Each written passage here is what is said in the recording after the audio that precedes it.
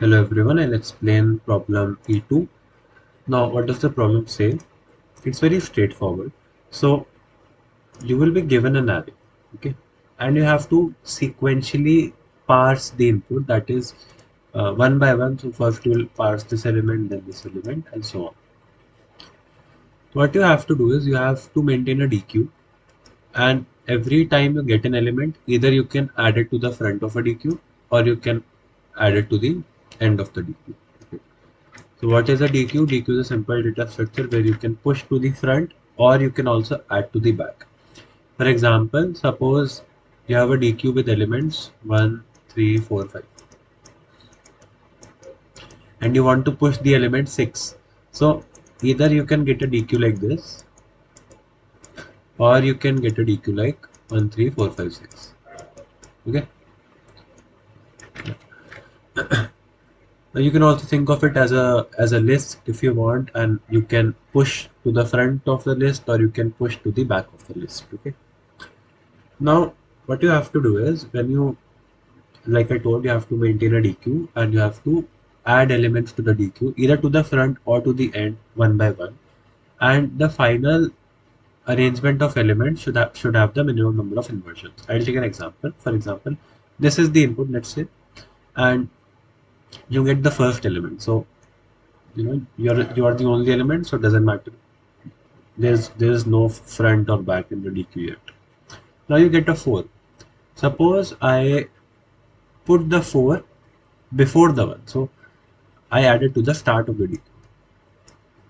Then I get a 2. I add the 2 to the end of the DQ. Then I get a 3. I add the 3 to the start. Then I get a 5. I again add the 5 to the start. What are the number of what do you mean by an inversion? Inversion are all those pairs I and j such that I is greater than j and array of I is less than array of j, I think. So in this case, I'll identify the pairs. So 3 and 5, they form a pair. 4 and 5 form a pair. 1 with 4 with 3 and with 5 forms a pair. And 2 forms a pair with 4, 3 and 5. So what would be the number of inversions? I think it would be 1, 2, 3, 4, 5, 6, 7, 8. I think there will be 8 inversions. And there can be some other arrangements. For example, if you followed some other arrangement, let's say uh, you added 1 here, then you added 4 to the end, then you added 2 to the end, then you added 3 to the end, and you added 5 to the end. So you'll of course get different number of inversions here. Here the number of inversion would be, I guess, 2 and 4 will form an inversion, 3 and 4 will form an inversion. So only 2 inversions in this case. Okay. Now the idea for this problem is, and I'll take the problem test case, one of the sample test case to explain. Suppose you have let's assume that you have passed the input up to this point and you're at the last element. Okay. So your DQ looks something like this, where you have arrangement of 1, 3, 1, 3. And it can be in any permutations. It could be 1, 1, 3, 3. It could be 3, 1, 1, 3 or something like that. Okay. I'm not talking about the internal arrangement. The DQ contains these elements in any arrangement. So what are the two possibilities? Either you can add the 2 to the end of this DQ or you can add the 2 to the front of this DQ. Again, the number of elements are 1, 3, 1, 3. Let's assume that at this point we had V1 number of inversions. V1 would also be here. They have the same permutation, they have the same arrangement. The two cases. I'm just doing a side by side comparison between them. Now when you add this 2 to the end, what would be the new number of inversions? It would be V1. See, V1 will be unchanged plus something due to this 2. In this case also it would be V1 plus something else. So what would this something else be? what you will basically do is this 2 will find the number of elements which are greater than this in this set of elements, basically these two threes. So whatever the arrangement be, suppose the arrangement is 1133 or 1313, if you add a 2 to the end, it will always form inversions with these two threes, irrespective of their position, even if they are at the front or at the back. Out of these four elements, you will always add 2 to your answer, which is the number of elements less than number of elements greater than this value. Okay, in this case, what would be the number of arrangements? Number of What would be the answer? Basically, v1 plus all these elements in the arrangement, like in the DQ currently, which are which are less than 2, will form a pair with 2, because 2 is in the front and they are coming after 2. So since there are two ones here, the answer would be again 2. If suppose the arrangement had 3 ones, right, 3 ones, so in this case the answer would be 3. Okay, now tell me one thing, that let's assume the arrangement was this 3 ones. Out of these two cases, which one would you prefer? Of course, you will prefer this case. It gives you the least number of inversions.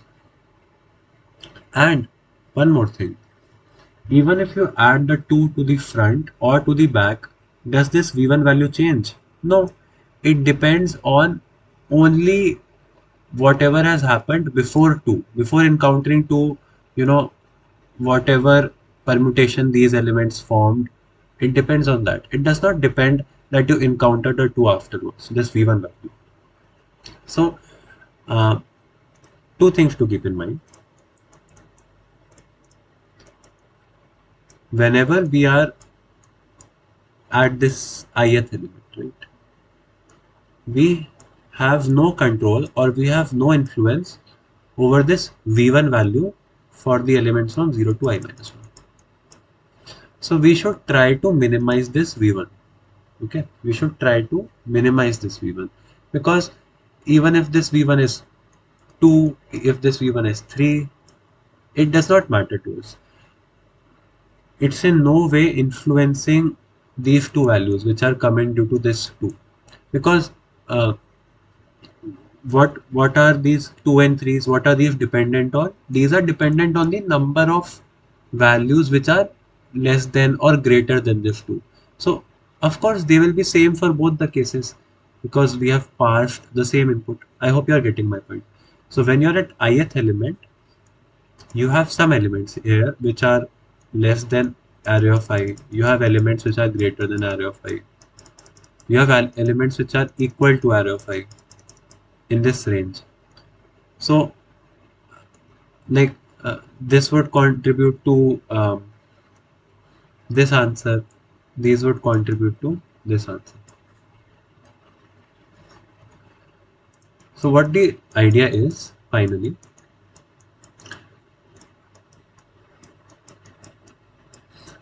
whenever I'll start from the end of the array. Okay, I will call a function which will give me the minimum number of inversions in 0 to n minus 2 currently, since this is the n minus 1th index. So I'll call this function. This function would give me, okay, I am getting, suppose 2 is the minimum number of inversions for some permutation from 0 to n minus 2. I'm like, okay, now I will decide on whether what is more optimal. Should I add this 3 to the front of the DQ or to the back of the DQ? Which one of those options would I prefer? Of course, I would prefer that option which gives me the minimum number of inversions after that is v1 plus something, and that's something we have discussed. They are either the number of, if you are adding it to the end, then they are the number of elements which are greater than it. in the array. If you are adding it to the front, the number of elements which are smaller than it in the array. Okay, and this value, like I said, this value basically depends on what what elements have you encountered in this input, right? So we can basically greedily try to minimize the answer for this range and then decide whether I should add it to the front of the DQ or to the back of the DQ when I encounter this element. So I'll write the recursive function. Hopefully that makes it more clear. Suppose the function is that I'm at the ith element. I have this DQ and I have this array. First thing is I will calculate V1, which is the function call in I minus 1 DQ array. This means that give me the minimum answer for the array from 0 to I minus 1. Then after parsing elements from 0 to I minus 1, I would be given a choice whether I have to put the ith element in front or in back or in front. So V1 plus equals to minimum of choice 1 and choice 2 and return V1. Now only thing you have to figure it out is how do you calculate these choice 1 and choice 2, and that is also very simple. If you know, you can use segment trees, you can use BITs, you can do whatever you want. So I'll like show you example for, let's suppose one. I'll show you a sample test case. I'll show you an example for that. Suppose this is the example you're talking about. The answer for this is 0. Let's take something else. Let's take this 4513. The first thing I do is I rehash the elements. That is, this 1 will be replaced by 1, 3 will be replaced by 2, 4 by 3, and so basically I put all the elements in the range from 1 to n. And it works because we are only looking at comparisons, right? Then I create a BIT, or basically I create I use BIT to create an element, create a vector known as min elements, which are the number of elements less than the ith element from 0 to I minus 1. So for this it would be 0. For 4, only 3 is less than it in this range, it would be 1. Then for 1 it would be 0. For 2 it would be, I guess, 2 is only greater than 1 in this range. So then what I'll do is I will call the function for 0 to, let's take one based indexing, okay, for 1 to 4. That is for the entire array I'm calling. When I call this function, I look at the fourth element in the array. I'm like, okay, I'll call the function for 1 to 3 first, and then I will be faced with a choice. Right now, we are talking about how do we calculate, the number of inversions if I add it to the end or if I add it to the beginning. So if I add it to the end, suppose I pass these 3, 4 and 1 in the DQ. They are in some order, they can be in any order, and now I am putting this 2 to the end of the DQ. So I will look at my BIT, and my BIT will tell me, okay, there is only one element which is less than me, which is this one. So the choice 2 will be 1. If I add it to the beginning, I already know that, okay, one element in the array is less than me. How many elements are remaining in the array? I can also calculate that. 2 elements are remaining in the array. Out of them, I would also remove, suppose there were some 2's here as well, okay, in the DQ. So, okay, one element is less than me. How many elements are equal to me? 2 elements. So I'll also remove 1, 2, 3. Now the size is 5, so 5 minus 1 minus 2. So I will create a map. I'll maintain a map known as equal, and I will use that to basically find this value, how many elements in this DQ are currently equal to me. And you know, if I'm first here, I'm calling the function for this point. When I go to the next point, I will update my equal map, equal of basically in this case 2 minus equals to 1.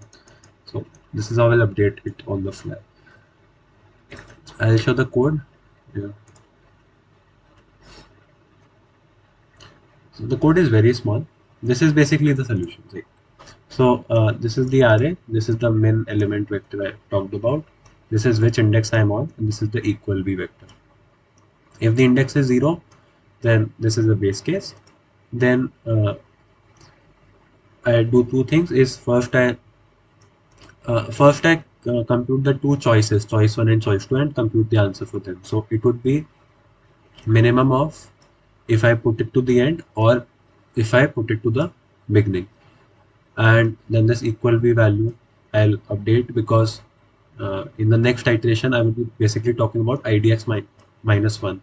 So this array of idx would no longer be in account, so I have to reduce for it, and then I call for idx minus 1 and I return the answer. This is basically the mapping and rehashing I talked about. And yeah, I guess this is trying to find the um, min element array using BITs. Since the number of elements, I have done hashing remapping because it is said in the questions that the elements are from minus 10 to the power to 10 to the power 9, so they would not fit in a BIT, so I have to do it. And finally, I call the solve function. So that's all for this video. Thank you for watching. Bye.